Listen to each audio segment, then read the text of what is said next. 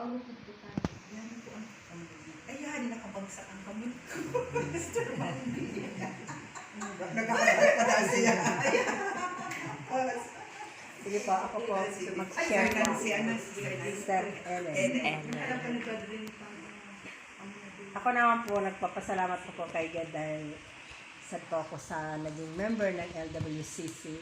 Dito po ako natuto talaga na magtawag sa iya at dito po nalaman ng mga ano sang Diyos na hindi bawal ang pwedeng gawin.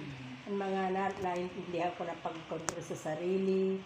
At saka na-aware na po ako niya na pag minsan mainit pa naman ulo.